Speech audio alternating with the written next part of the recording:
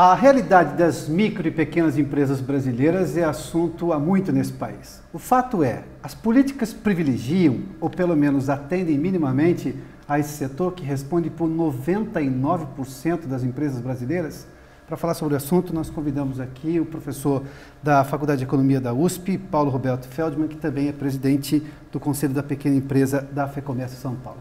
Então, Feldman, bem-vindo uma vez mais. Muito obrigado. A realidade da pequena empresa hoje, da micro e pequena empresa, que é um assunto discutido de forma mais intensa, se não me engano, desde os anos 90, mais intensamente.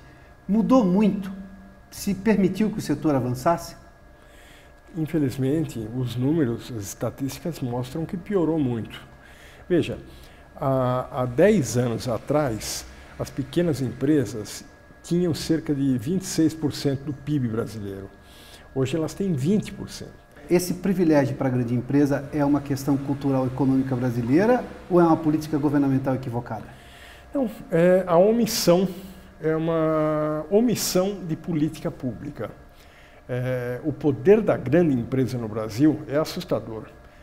Nenhum país do mundo tem a situação que nós temos. 60 mil empresas apenas, que são 1% do total do número de empresas do Brasil, possuem 80% do PIB brasileiro, porque não existem políticas públicas que favoreçam as pequenas empresas. Você não tem como querer que a pequena empresa cresça a sua participação na economia se ela não tiver uma ajuda importante. As empresas que doam, então, acabam sendo beneficiadas. Mas quem são as empresas que doam? São as grandes empresas. A pequena empresa, coitada, ela não tem nem como sobreviver o dia seguinte. Então ela não vai ter dinheiro sobrando para poder doar para alguma campanha eleitoral. Então o que acaba acontecendo? O político eleito, ele acaba devendo um favor para essa grande empresa que contribuiu com sua campanha. Como a pequena empresa nunca é doadora, na nossa visão, por isso que também ela não recebe nada em troca. Por que não se tem tanta exportação de micros brasileiras e de lá você vê empresas pequenas conseguindo colocar um produto na gôndola ou na loja, que seja? Olha, eu não falo por mim, vários dos nossos companheiros do Conselho da Pequena Empresa encaram como uma crueldade quando se quer que a pequena empresa brasileira seja exportadora. Crueldade? Crueldade. Exigir que a pequena empresa brasileira exporte é crueldade. É impossível ela fazer isso. Por que ela consegue fazer na Itália? Porque lá ela faz parte de um consórcio de pequenas empresas que tem 100, 120, 150 pequeninhas empresas que juntas criam uma massa crítica, recebem isenções fiscais importantes por terem formado o consórcio, que lhes dá condições de criar uma estrutura organizacional destinada à exportação.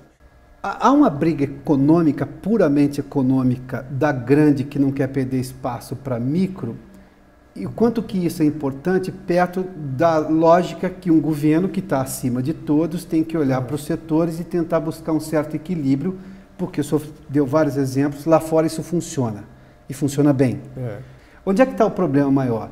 No regulador do governo, que deveria olhar de cima com uma tentativa de buscar equilíbrio, ou nessa briga do capitalismo de poder econômico mesmo? Eu diria para você que é mais uma visão tacanha dos nossos governantes e legisladores, que não tem essa visão de longo prazo. Infelizmente, no Brasil,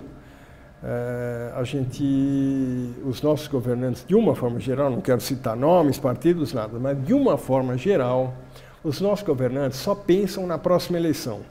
Então, fazem coisas destinadas a vencer a próxima eleição.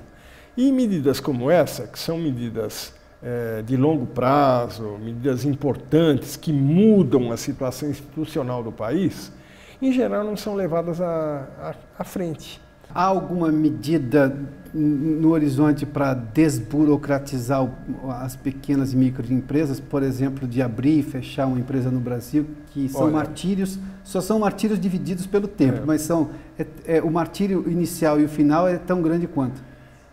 Veja, a presidente Dilma esteve em Davos agora, na Suíça.